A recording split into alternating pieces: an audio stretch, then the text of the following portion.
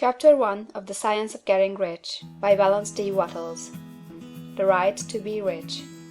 Whatever may be said in praise of poverty, the fact remains that it is not possible to live a really complete or successful life unless one is rich. No man can rise to his greatest possible height in talent or soul development unless he has plenty of money. For to unfold the soul and to develop talent he must have many things to use, and he cannot have these things unless he has money to buy them with. A man develops in mind, soul, and body by making use of things, and society is so organized that man must have money in order to become the possessor of things. Therefore, the basis of all advancement for man must be the science of getting rich.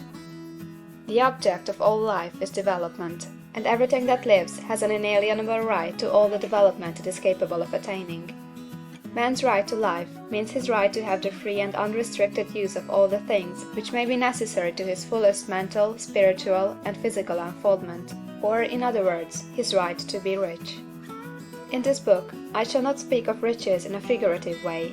To be really rich does not mean to be satisfied or contented with a little. No man ought to be satisfied with a little if he is capable of using and enjoying more. The purpose of nature is the advancement and unfoldment of life, and every man should have all that can contribute to the power, elegance, beauty, and richness of life. To be content with less is sinful. The man who owns all he wants for the living of all the life he is capable of living is rich, and no man who has not plenty of money can have all he wants.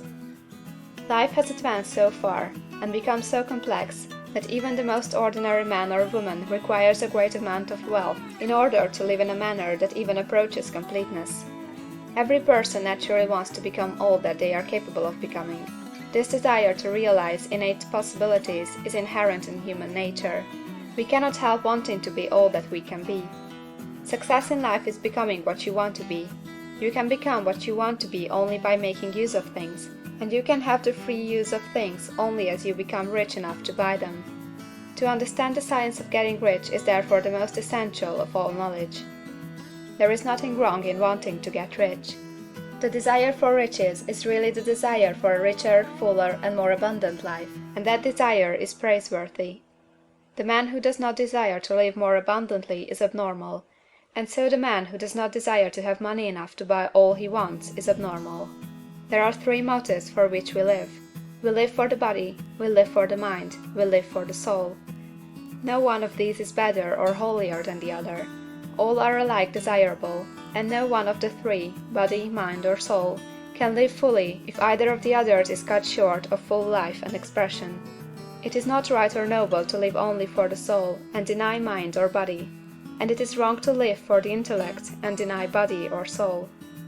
We are all acquainted with the loathsome consequences of living for the body and denying both mind and soul, and we can see that real life means the complete expression of all that man can give forth through body, mind, and soul.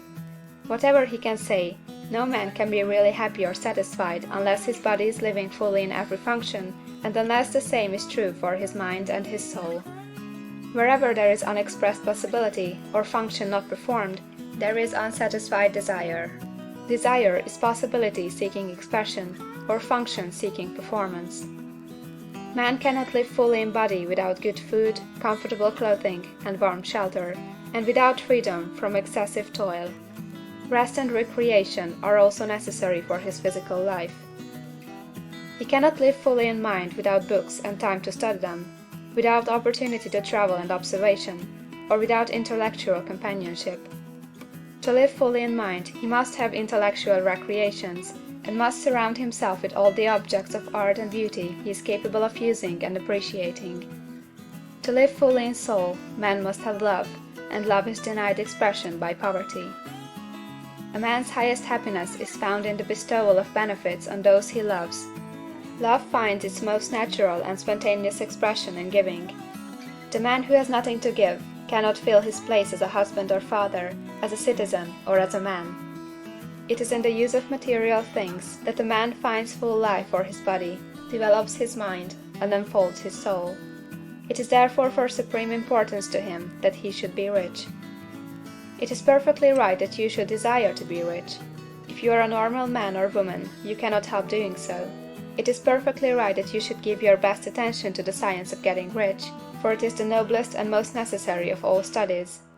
If you neglect this study, you are derelict in your duty to yourself, to God and humanity; for you can render to God and humanity no greater service than to make the most of yourself. CHAPTER II.